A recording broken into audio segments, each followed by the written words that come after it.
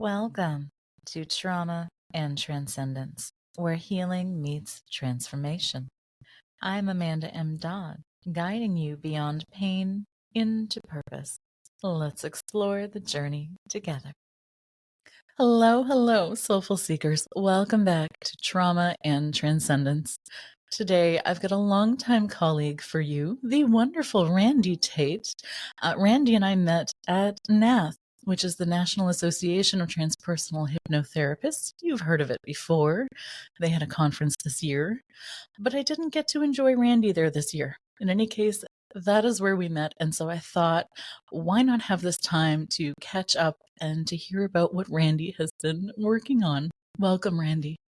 Well, thank you for having me. I think this is going to be a little bit of fun. I always like to talk to people because I really, really love what I do. So I guess I'll just sort of start off. I'm a Kentucky boy. I was born and raised in Kentucky, and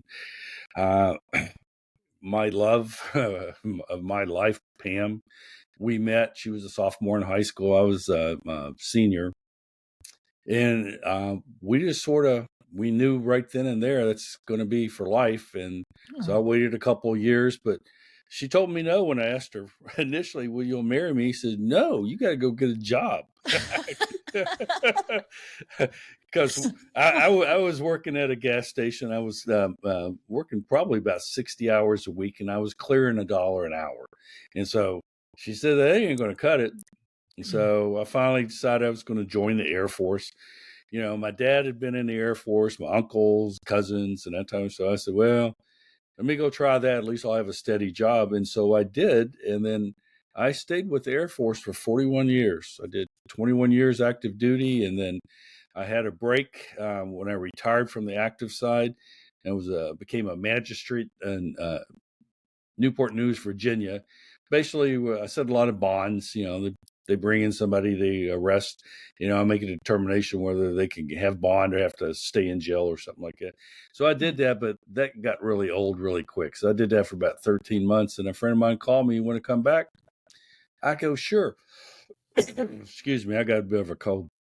So I went back. I says, but when I was on active duty, I carried a gun and a badge. I was with the Air Force Office Special Investigations. So we did felony level law enforcement and counterintelligence, and then morphed into later on into a little counterterrorism. And so I said, I don't want to have a gun and badge. And it says, well, how about an analyst? Let's go, what do they do? And he goes, you'll figure it out. And so I spent the next 20 years building an analytical workforce for OSI. Oh my goodness. Which was fun. We did some pretty incredible things. I think we actually saved a few people along the way, which was really important to me because it actually put value in what we were doing. Your story is one that I've heard over and over again when it's that logic left brain style of life, and then somehow you end up making the big crossover to the right brain and delving into spirituality. Well, let's talk about that right brain crossover. Yeah. So, well, let me tell you first about Pam. She's a sweetheart. She's the kindest, gentlest, probably a person with the most common sense I've ever met in my life. And I was a bit of a hellion growing up in E-Town, Elizabethtown, Kentucky. There wasn't nothing to do there, so we did a little drinking and stuff like that, but that wasn't going to get us anywhere. So she sort of set me straight. Yeah. She goes, if I marry you, you get a job and you got to get out of town. So that's why I joined the Air Force. And so we didn't travel all that much. We went to England once for a 4-year assignment, and I did a lot of, temporary duty, different places with the work I was doing. But she was a good old country girl, like stay at home. And so we stayed in the States most of the time I was in the service. But when I got out and became an analyst, I actually only deployed once when I was on active duty. I went to the Gulf War, which was interesting. There's stories behind that too, but we're not going to go into that today. But Well, I will tell you one. It was sort of funny. So we got over there. I was like a mobility officer. I got a call on a Saturday, and they said, "Hey, we need 8 people from your unit to go meet up in Dover Air Force Base, Delaware." I said, "Okay." And we had no idea what we were doing. So I opened up the mobility locker and passed out uniforms. They didn't have name tapes or anything on it. In fact, one of the guys had just was running a drug op off of the Mexican border, because I was in San Bernardino, California, and he was working with some locals and involving some military folks and all that. So anyway, he came in, his hair was down, pretty long. And so I did know some people. So I got on a plane. One of the biggest planes the Air Force had was a C-5, and it broke when we took off. So we had to go back and get on another one. Actually, we flew up in Northern California and got on another one. And then the plane was actually taking an Advon team over to Saudi Arabia. And then they said, guess what? You're not going to stop in Dover. You're going to go straight there. I go, uh-oh. So I told the people, I said, we'll meet you there. And so we got there, and the rest of them stayed behind 2 weeks because they couldn't get transportation in or out. Wow. So anyway, I will tell the story. So this colonel, he met us on the tarmac, and it was like 120, 30 degrees. It was blistering hot. And so he looked at me and said, "You go work for this guy." And the other guy was an enlisted guy. I said, "Well, Colonel, I think he might have to work for me, since, I know I'm only a lieutenant, but it is what it is." He said, "Well, then you go with Holbrook." So me and Holbrook became friends, and he says, "You guys go down to Jeddah," which was on the west coast of Saudi Arabia, and we had to set up and get ready for a 3-star general coming to town. He goes, "How do we get there?" Holbrook was asking the colonel. He says, "Well, you'll figure it out." And Holbrook did.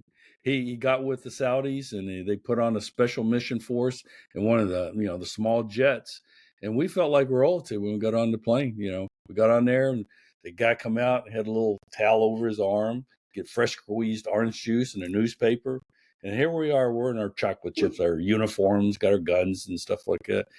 And when we landed in Jeddah, they opened the door. Holbrook stepped out. There was a Mercedes out there. And whoops, they looked at him. They took off, and they sent a Jeep. They come to get us. It was funny. So it took us, I don't know how many hours to talk to these people. Holbrook's supposed to know Arabic, but he wasn't getting across to them very well. But that was one of the stories. And then on the way back, well, there, we had no idea how we were going to go. We thought we were going to be there for 30 days or so. And then we went in August. In November, I think it was November the 9th, Colin Powell came on the television and says, "Yeah, those guys are going to be there till it's over." Oh, man, it got quiet. And our hearts sort of fell down and said, "Oh, no, we're going to be here for how long?" But we made the best of it. But that colonel ended up liking what I did, and he sent me to the garden spot, a place called Thumrate, Oman. I had 3 bases I was responsible for, but it was in the middle of it, nowhere. But at the end, it's time for me to go home. And so we went back, and they got a mission for us. And the guys I was with were carrying our guns and our ammo and everything else we owned with us. And they put us in a commercial airport. And I go, "How are we going to get this stuff home?" And they worked it out. We did, but the people on the plane, they looked at us. I said, I think we smelled pretty bad. But they had a big reunion for us once we got there. So anyway, Pam had done a lot of that. And she got very independent real quick while I was over in the desert. So like I said, she's the strongest woman I know. The second strongest woman is my daughter. So anyway, we've been at this for 49 years, plus a couple dating off and on and stuff like that. Our 50th will be 2025 in August. So we're looking forward to doing something special then. But like I said, so I did the Air Force thing, did the analyst thing, and she goes, Randy, you need to go find something else to do. And because when I retired, she didn't want me hanging around the house. And so with the type of job I did, I was in counterintelligence and law enforcement. So I was very right-minded, conservative and then we got a flower in from the Edgar Cayce Institute, Association of Research and Enlightenment out of Virginia Beach. And Pam goes, it was Alan and Dee Chips were advertising their basic course at the ARE. She goes, you ought to go do that. And I looked at her and I laughed. I go, what? Me? And so it sat on the end table there for probably several days. And then finally I looked at it and I said, I'll give it a shot. So I signed up, and I'm telling you, Amanda, on the fourth day I was hooked. We went through the clinical stuff, and we went through our first regression, our past life regression. And I had a very strong ab reaction because I went back to Salem, Massachusetts. And so we dealt with my dad and my wife, and it was, he was a judge and called her a witch. And, so you know where that went from there. So that led me on a path of forgiveness. And that's from that day forward, I said, this is what I want to do, is the hypnosis. And so when I finally got out of the Air Force and, set up my own shingle, well, hello there. That's okay. I love dogs. They said, I did the clinical stuff. People come in with weight loss or cigarette smoking, or they've lost something, or they fear a snake. I did that, but I found myself more and more gravitating to the more spiritual side, to the regression, and then ultimately life between lives. I don't even know if you know this. Michael Newton out of California with his institute. It was he and Alan Chips that actually had the first course. I think it was in 2002 or something like that at the ARE, where they taught life between lives. So, yeah, Linda had told me they discovered it together. And I don't know that she told me they taught together. But yeah, they did the first course. So there's actually a videotape. It's oh my God. But I wouldn't give to see that. Well, we'll work it out. Send me your address and I'll send it to you. I think I got it here somewhere. It's actually pretty good. Now, Newton was doing this stuff. He was a clinical psychologist, but it's like Brian Weiss, everybody else. The more he got into it, some weird things started happening. And he said, I got to check this out. Right. But he would go into it from a researcher's mentality. And I believe Alan, his whole desire was for helping people. His whole thing was client-centered. And, how are we going to help people and then migrate towards the spiritual side and that type of thing? Yeah, exactly. And so I was fortunate. I had 2 classes under him before he passed, and then the third class his wife I took for the master's course. So, but that's where I got into it, and sort of a hoot. Pam sort of got me into it, but I'll tell you what, Amanda, that's what I like right now. And I do vibrational sound therapy too. I don't like calling it therapy. I'm more of a practitioner, but we put the bowls on the body and it helps people relax real quick. And I found out when I integrated into my hypnosis sessions, the clients were telling me, Randy said, this helps me go deeper quicker. Mm-hmm. And it helped me maintain the level of trance, where a lot of times if you're just using voice for your trance, it'll get lighter and lighter as you go through. But with the bowls, it seems like it keeps that at an even keel until you're done. So I use the bowls in that, and the people seem to like it, and I like it. So I like my bowls. Yeah.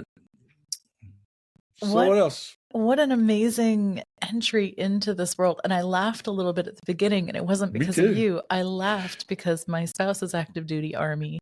He's coming up on retirement. He's looked at a couple of things. He thought he'd go back to school and be an anesthesiologist, and then found out that math is not his forte.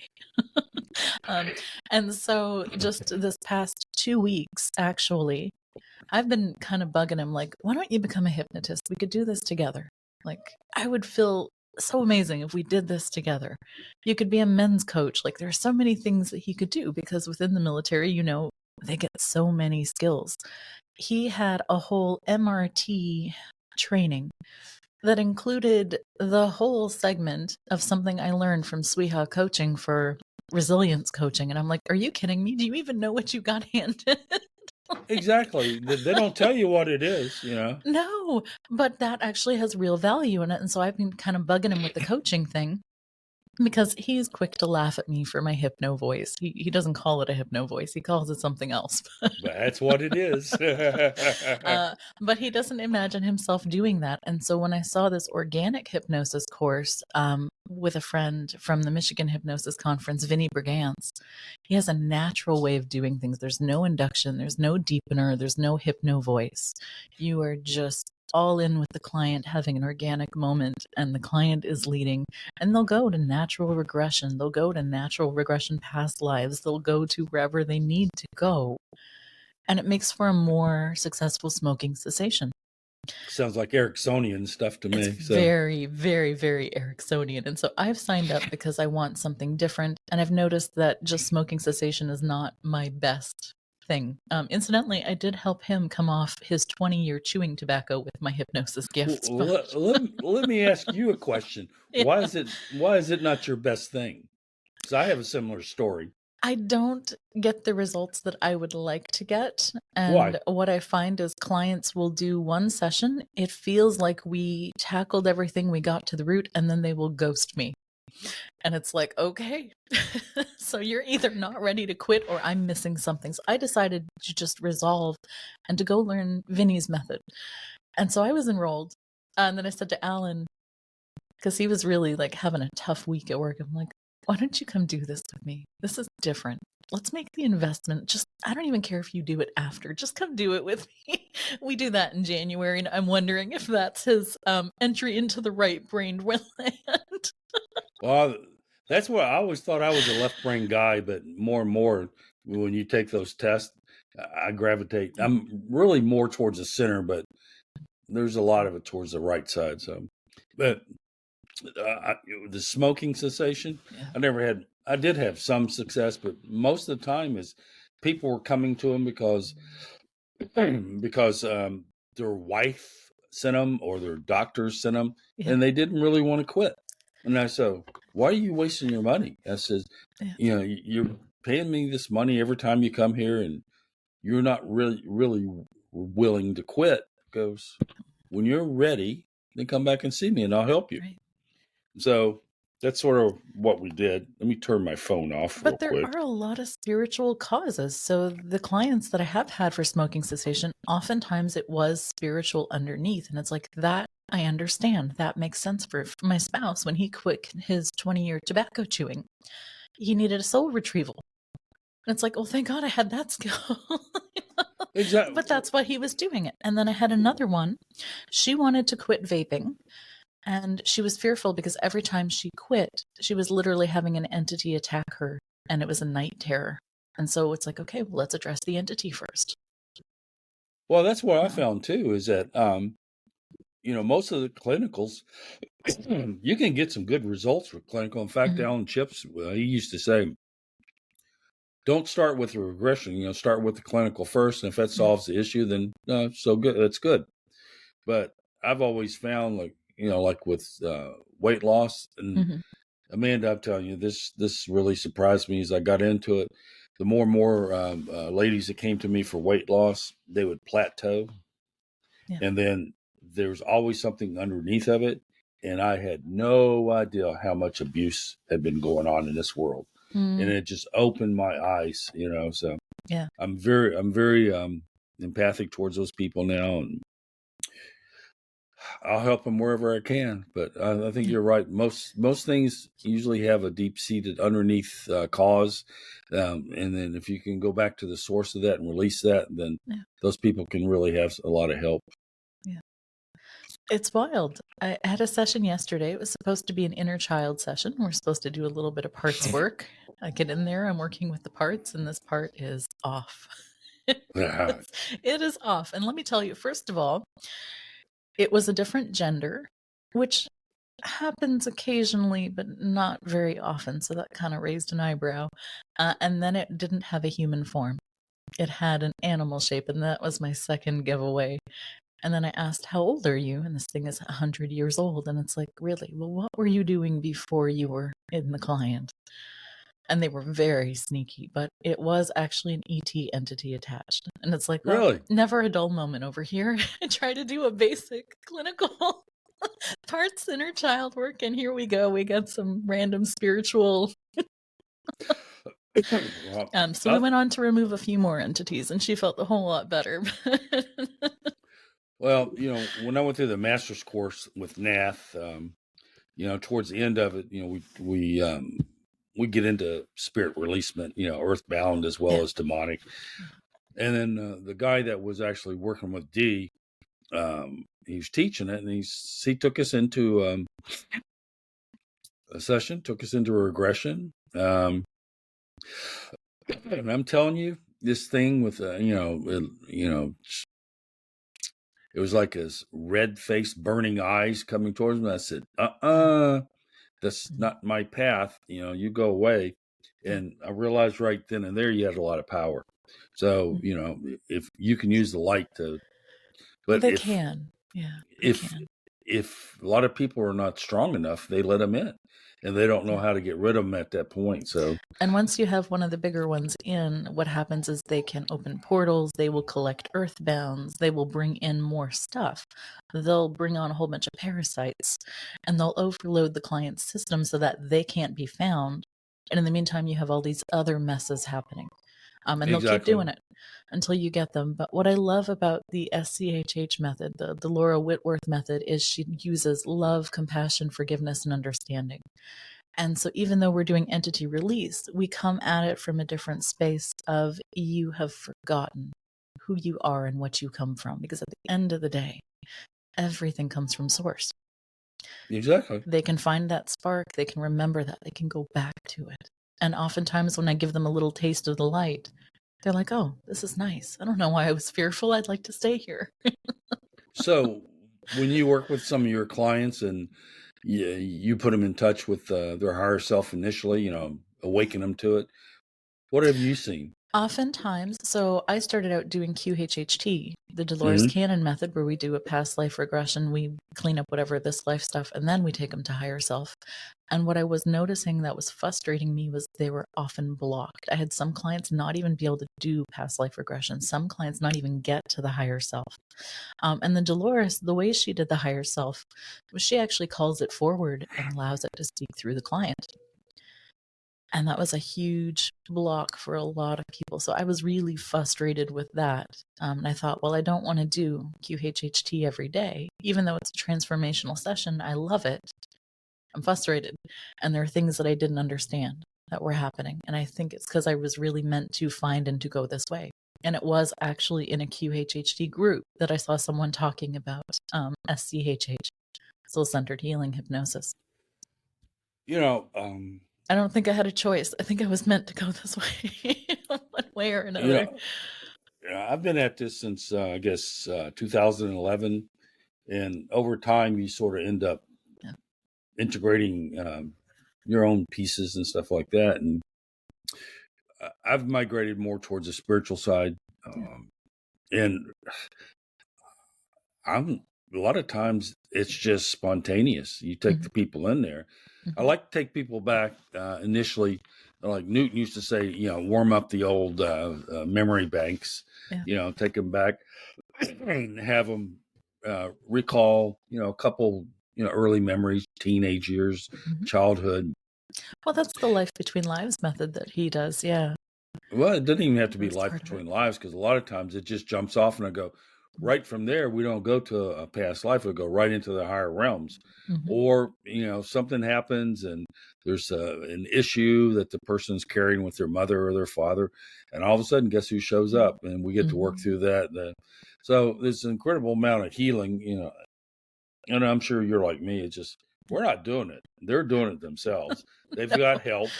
Yeah. We're just sort of, guiding them along the way. And, it may get a little crazy. So just go with the story, see where it takes us. Sometimes, it's just a metaphor that they apply to the current life. And, so that's what that's all about. Yeah. There's so much to learn in those sessions, like just with having had my own from doing training and then receiving, like there's so much to learn and to resolve very, very quickly. I'm It's glad like, you man, brought I don't that know up. why we don't all do this more.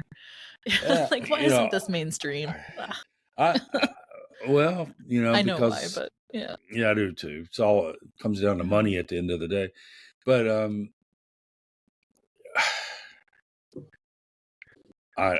I don't know. To me, it's fascinating what we do.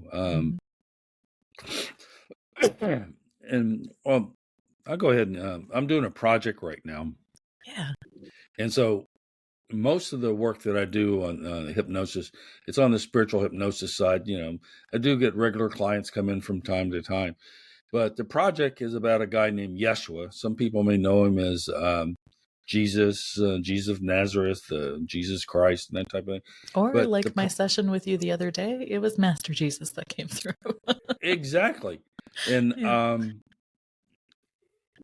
it's not religious by no means, And so what I'm finding out, what I was curious about is, I was raised a Catholic, met my wife, and I always said I jumped right from the fire right into, from the frying pan into the fire, because she was a Southern Baptist. So it's all that fire and brimstone stuff. Yeah.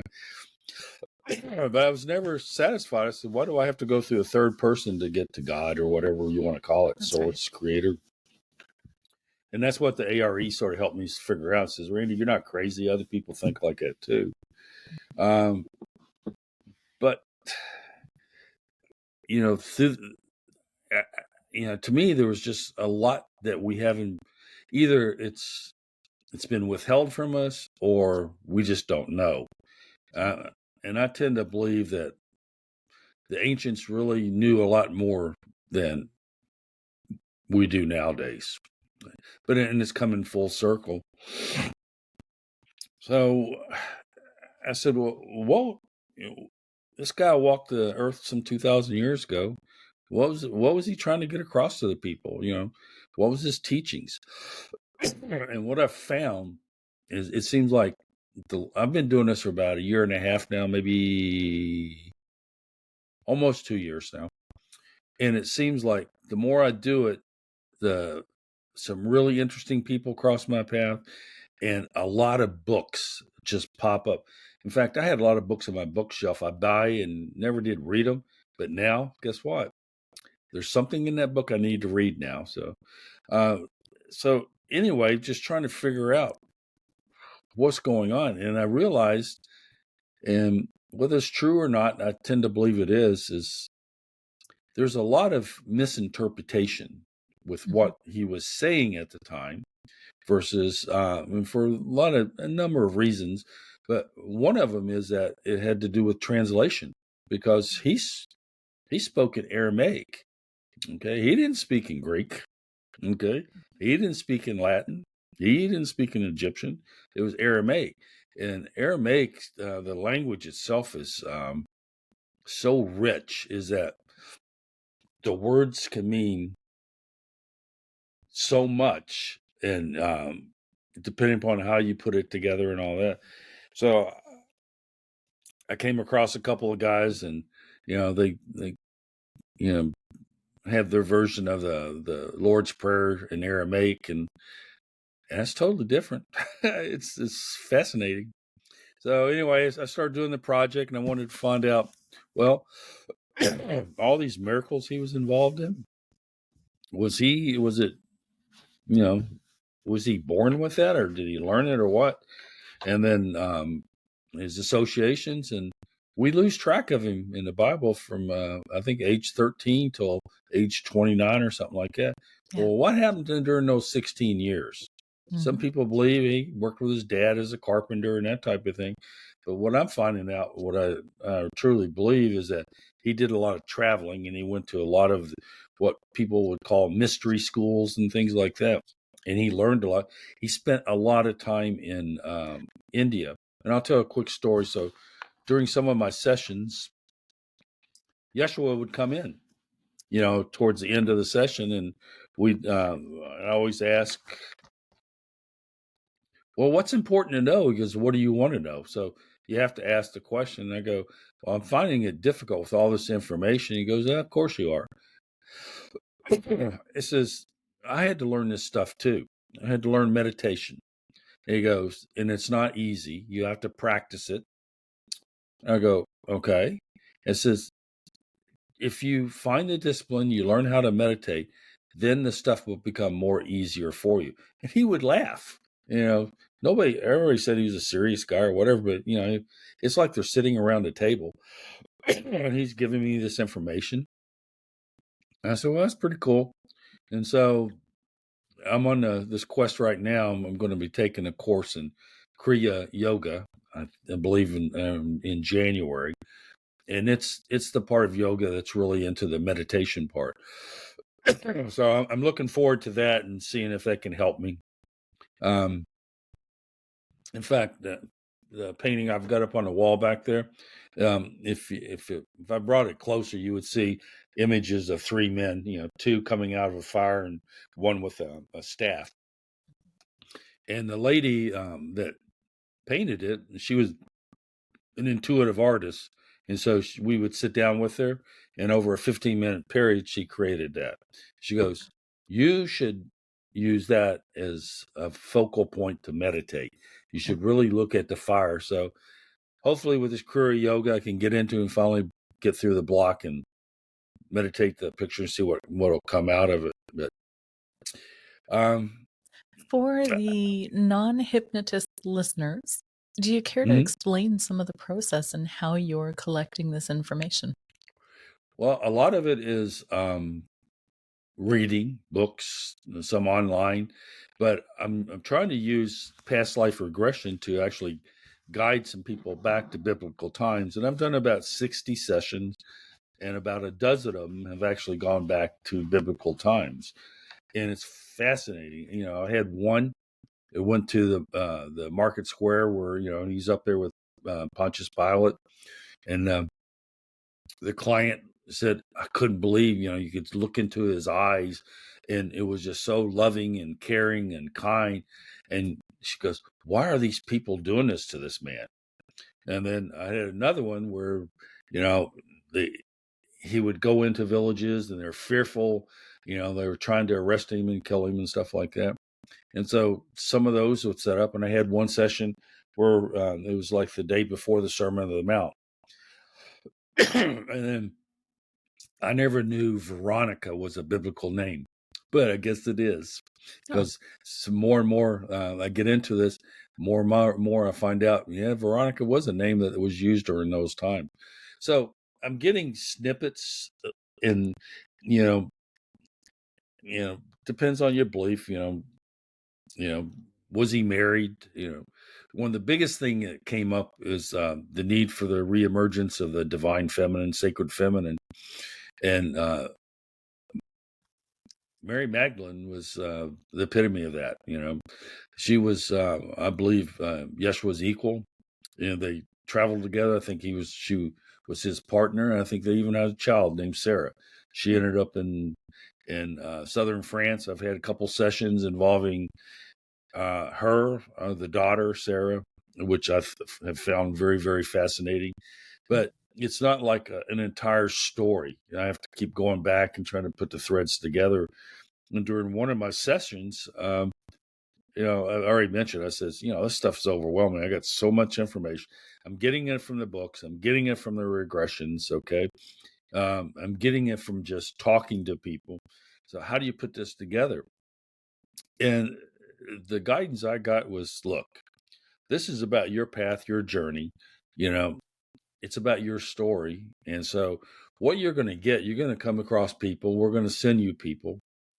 And then you take the nuggets, the threads that come out of your sessions with them, and you weave them into your life story and then give that back. Hopefully someday it'll turn into something where I can share it with others, because I think it will be real. They'll see that, these experiences, a lot of people have these experiences and we're not unique. It's just a matter of just taking a breath and just focusing a little bit and going from there.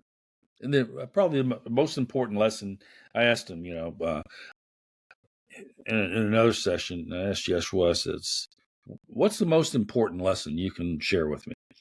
He goes, well, about, love your brother, like yourself, about love your God. He goes, but I think the really what everybody, if they could do this, it would take them a long way towards understanding. And he goes, a lot of people stay in the past. It's like they got chains to them. And I'm paraphrasing, using my own words right now. But he says, it's done. You can't do anything about the past other than learn from it and move forward. But a lot of people stay trapped by the past. And so they can never evolve. They can never move forward and let go of those shackles. And he says, on the flip side, there's a lot of people that worry every day about the future. They're not going to have food on the table, not going to be able to pay their bills, they're not going to be able to do this, not going to be able to do that. And you go, that hasn't even happened yet. You don't know what's going to occur. He goes, the advice he gave me says, you need to stay in the present moment. And that's not easy, Amanda.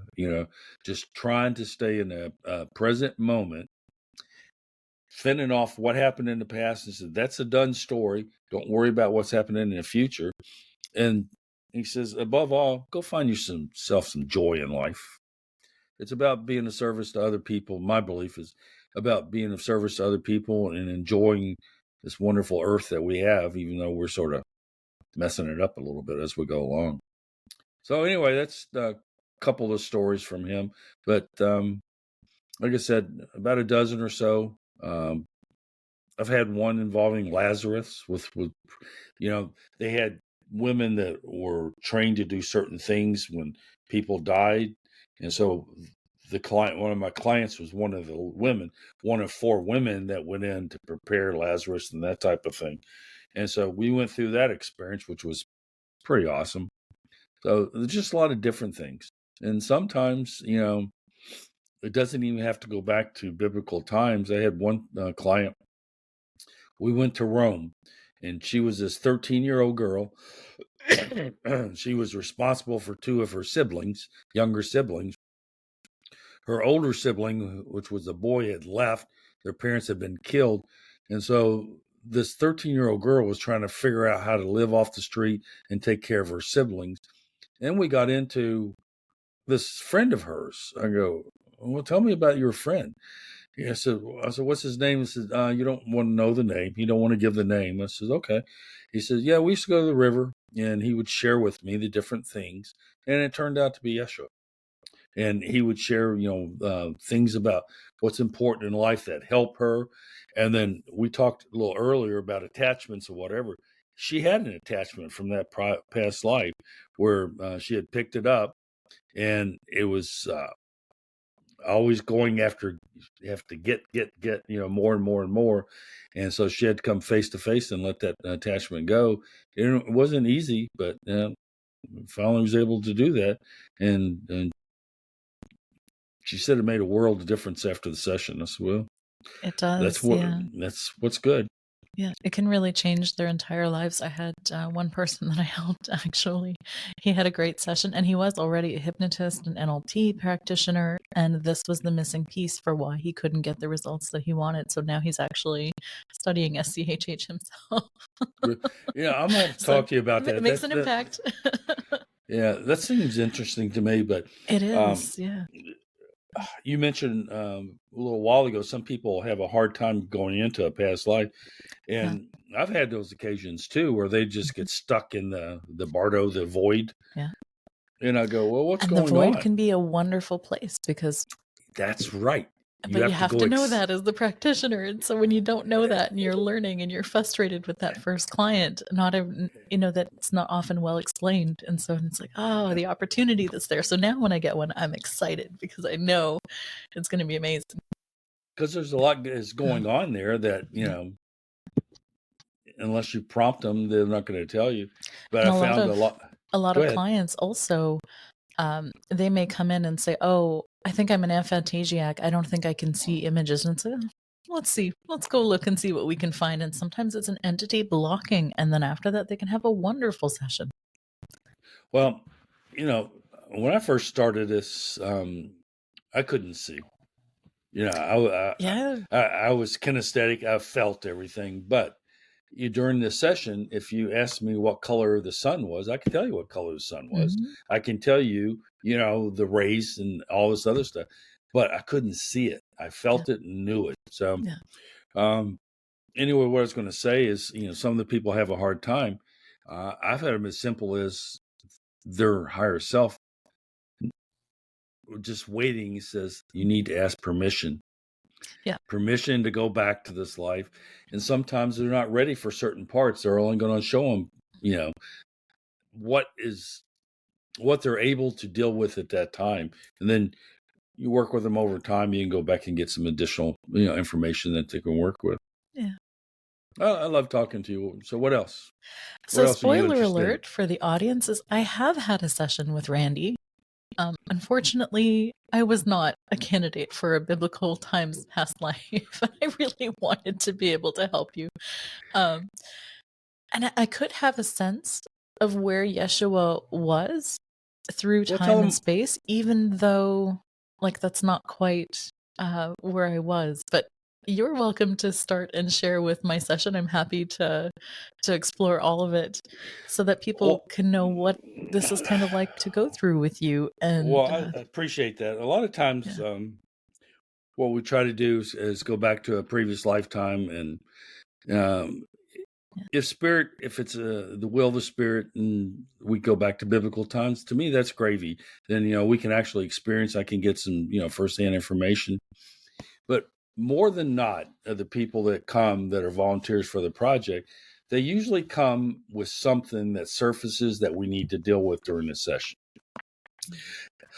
And they're just like you. So, well, I feel bad. I said, no, don't feel bad. That's what it's for. Yeah. And so we deal with the issue, but invariably, every time, I think with the exception of once, every time after, I go back and we go back through to a previous lifetime or go back to something that's been shown to them and as a metaphor that applies to their current life, and we deal with that. And says, once we leave that, I always take them into the spiritual world. I call it the higher realm. And we go up there, and I always like to have fun, like with you. I go, let's go to the door. And you want to tell them what you saw? The door. I'm trying to remember which part. There was no doorknob. You just stepped through. There wasn't a door. No, it's just a huge, massive, massive portal. It's with light streaming through. Yeah. It's different for everybody. But it was weird for me because I'm not used to being on that side of the door. So I was a little perplexed because I'd never seen it before. When I go into the records, I'm just there. There's never had to be a point of entry. So I was kind of perplexed, and I was looking at it like, oh, there is. I wonder if this is what some of the people I guide see sometimes, because I never encountered the doorway or the portal. I'm with you. I sort of, picked that up, with Chips and Newton and that type of thing is, going to the gateway. Mm-hmm. Some people don't have to go through that. Okay. Yeah. But to me, it's fascinating. Sometimes it's a door, sometimes it's a window, sometimes it's just a portal you step in. Mm-hmm. But once you go into the other side, what happened? Can you recall the feelings? I mean, it's the typical feelings when I access the other side. There's that feeling of oneness, that feeling of we're all connected. Everything is copacetic. Everything is good. You don't want for anything, certainly. It was very similar to when I had that NDE experience and my ferret passed and I felt source for the first time. So I'm familiar with it when you go in and you feel source. And Yeah. then, we had an opportunity to go to a lot of different places there. But Yeah. the whole point was, even if the clients come and we don't go back to biblical times, invariably I always get something. A Yeah. lot of times it's like them sitting around a table, and in our case, who showed up? Master Jesus. That was a little bit after, because we explored, and that was really a helpful session for me because I've done so much work. I've been through a lot of sessions. And so you end up with all of these scraps and these bits and these pieces, and it feels like a lot of loose ends. So this session with you really kind of put all the loose ends into a nice big rich tapestry of what my soul's work is amounting to, and it was really nice to see how that came together.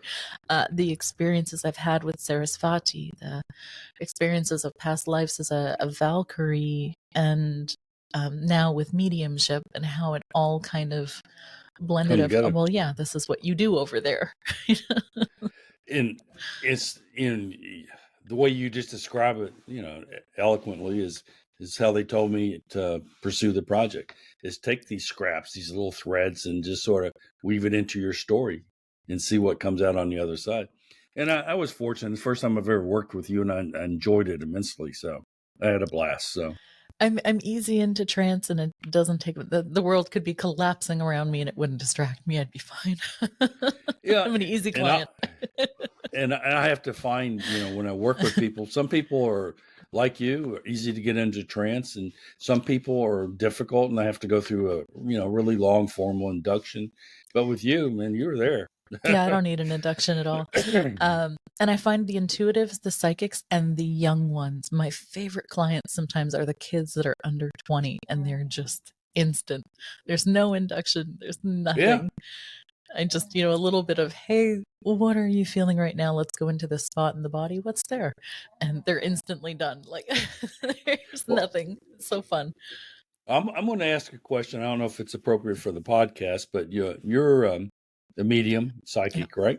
Mhm. Okay. Mhm. So how do you see the difference in what you do as a medium Yeah. versus what you do as a hypnotist? It's not, and I've explained it on this podcast because one thing that I specialize in that's a little bit different and more unique to me is now I don't just do mediumship readings anymore because I would much rather take the client in and help bridge the connection there so they can become their own medium through hypnosis. Bingo. Because when we're seeing it as an image, whether I'm having a mediumship experiences, and we talked about it a bit yesterday of subjective or objective. When it's a subjective experience and it's mind's eye seeing, it's exactly the same place within the brain when we're stimulating trance. But it's them that's doing the experience, and you're not translating. Oh, yeah. And that takes me out of the equation. And then they're just having a pure experience with their loved one. And I don't need to be that involved. And they're getting that much more catharsis because then they can see their loved one's face. Then they can actually feel the love pouring off of them rather than Well, me just saying, oh, they send you this image and that. exactly. But a lot of times they like to pull you right along with them too. So, Yeah, which we go is, through it together because, when you're in that experience, you're not thinking about the things you want to say to them or the things that you maybe have to resolve in the relationship. And so I get to be kind of objective and on the outside and ask questions to make it a deeper, Mhm. more cathartic experience. And that's what I Yeah. like is that, we're always in trance with them, and you're into their story. And then, I Yeah. don't know about you, but There was a part where you were in mine when you knew exactly about the blade in my waistband. Well, first of all, you knew about the waistband and you knew about the blade that I had. Is that that one past life that I had? well, let me tell you how Yeah, I knew. I yeah, didn't know. I had this little voice come in and say, ask her about this. yeah, Just guide her. And so a lot of times that's what I'll do is they'll yeah. they'll come along and say, ask this question. I have no idea why I asked. Okay. I asked the Purely question. trust. It opens a whole new door for us and that type of thing. Yeah. So if I can be bold, Mhm. the people that listen to your podcast, I'd love for them to, if they're interested, let me know. I'll send them a questionnaire, and um, I don't charge a nickel for this stuff. If you're going to give me time, I feel it's, that's all I really need. And the sessions are rather long. I think ours was just a little over 2.5 hours the other day. Most of them, they go like at 2.5, 3 hours. The longest one I had was 5 hours. And I tend to ask the clients when they come in, this is if they can keep the afternoon free. And I said, with their permission, I says, let's let it run to its logical conclusion. Either you're going to get really, really tired and say you're done, or we've completed what we want to complete. And the other thing with the project is, even though it's about the project, I always ask someone to give me questions. I'm a Tesla guy, so I like the numbers 3, 6, or 9. So send me 6 or 9 questions, things that you'd want to know. That could be about relationships, it could be about career, it could be about health, it could be about anything. And invariably what I've found is the light beings on the other side, they're more than willing to help answer those questions. Absolutely, they are. There's a lot that can come through. It really was a very integrative session for me in that I put together a lot of small pieces. And I was having a hard time with clarity before that on what to focus on within like my practice, because, after a while you get exposed to everything. You build up a whole bucket list of skills, and it's like, I can do all of these things. Each one of these is a standalone thing. Where do I focus anymore? And what did they tell you? Well, they didn't. Well, they did. It's not true. They did. Yeah. And I'm having a hard time recalling some of the bits and pieces now, because now it's been what, two days. Yeah, I'll be sending it to you. I'm finishing up the transcription, but basically said you're trying to do too much. Just go with what you got. And I'm not supposed to. Yeah. I'm not supposed to be working that hard in this lifetime, was kind of the sense. And it's like, but I want to. You don't get it. I enjoy it. I feel throttled by it, but it's still important. At the end of the day, you take time for yourself. So, but I did have infinite clarity after, and then after that, I had that one session that was supposed to be, and I had set an intention about a month ago of, okay, Spirit, the next few clients you send, those are the ones that I'm going to focus on, and those are the ones that I'm going to allow to lead me to where my focus should be. Yeah, and exactly. It was just funny as hell, because it was a parts therapy turned into a spirit releasement. And it's like, the two go together. I need to do spirit releasement and then parts therapies. So they're kind of showing me the model they'd like me to have. And I think it was helpful because I was able to be more aware of it and pay attention to it a lot more clearly than before the session with you. Well, that's beautiful. Yeah. I'm glad you were able to get something beneficial out of it, because like I said, I love what I do. I'm very passionate about what I do. And and whether they're biblical or not, these sessions are immensely healing. Well, that's the whole purpose. Yeah.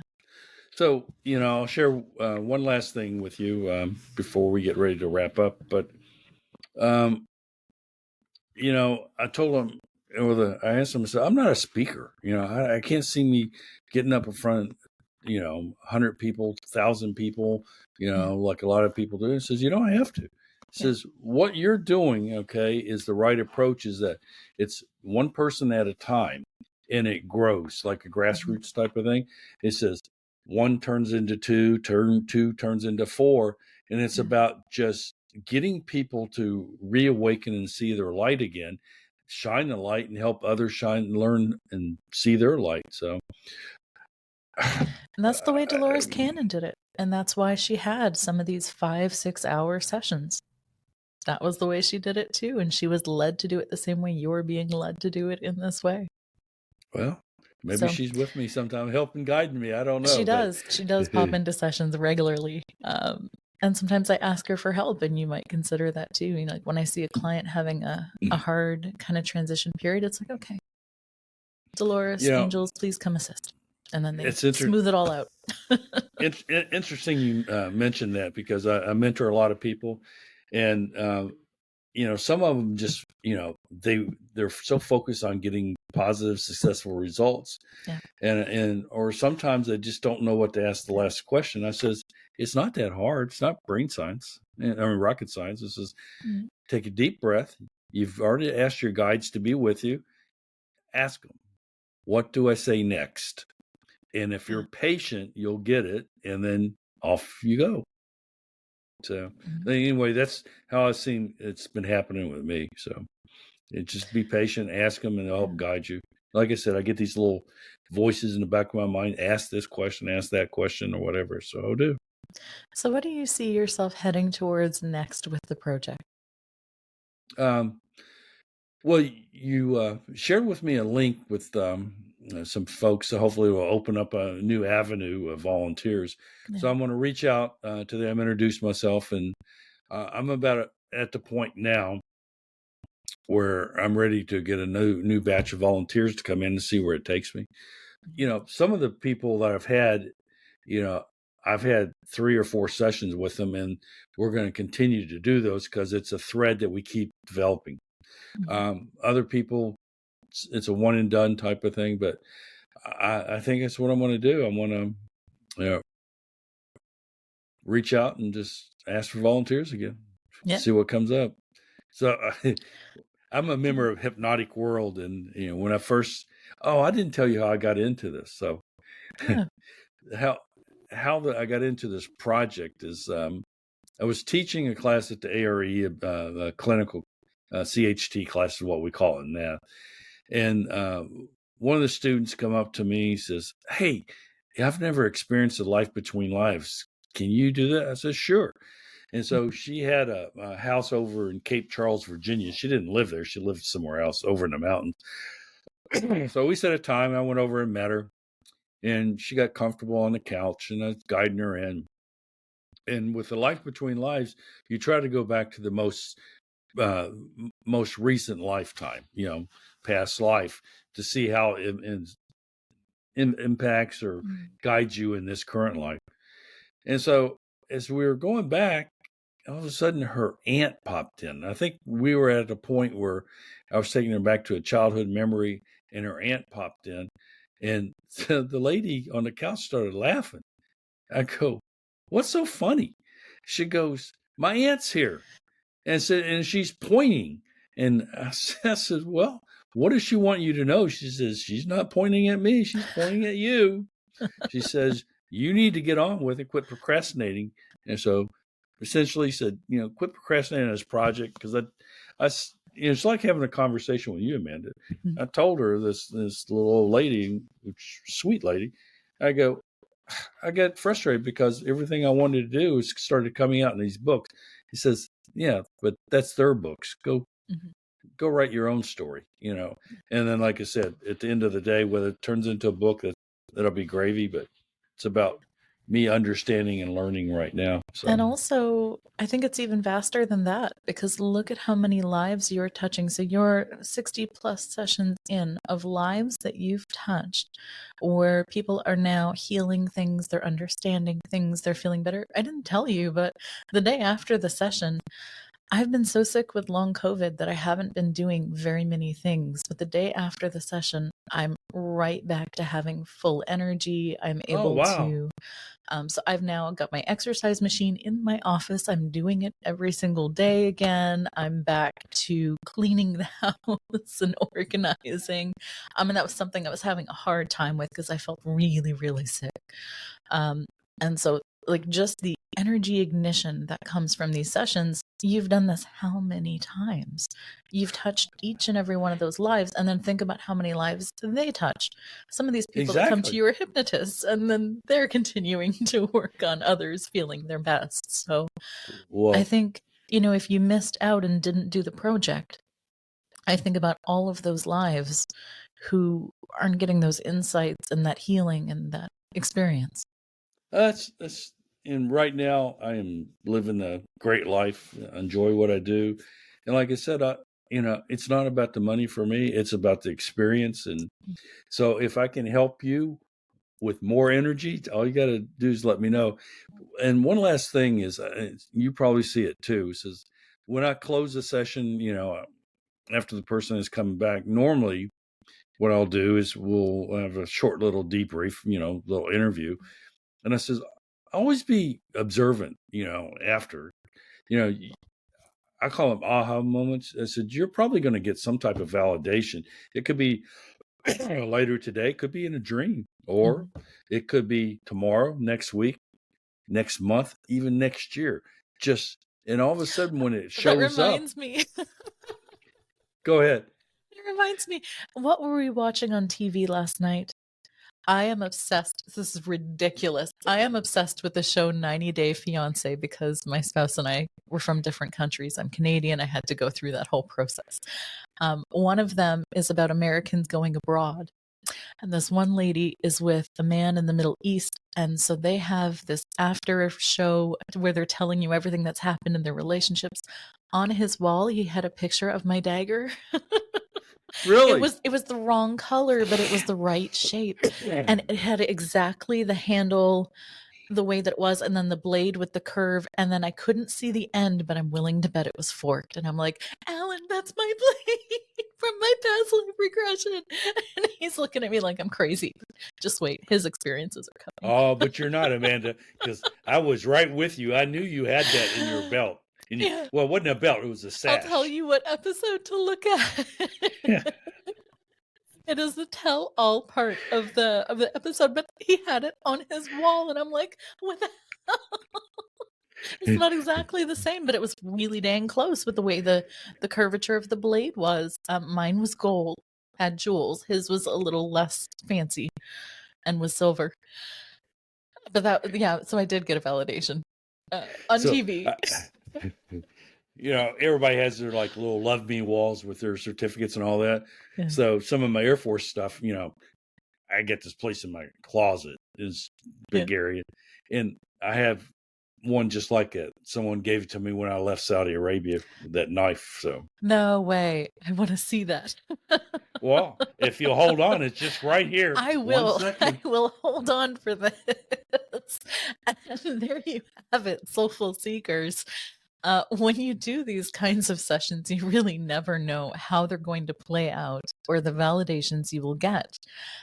And I want to say that the validations, they don't make it. It's not the best thing to come out of the session, but the validations really show you that there is more and that spirit is so involved. And so just these little validations as they come out, it really enriches the process to show you. Can you see it? I do. It's got a bit of a glare. Yeah. Yeah.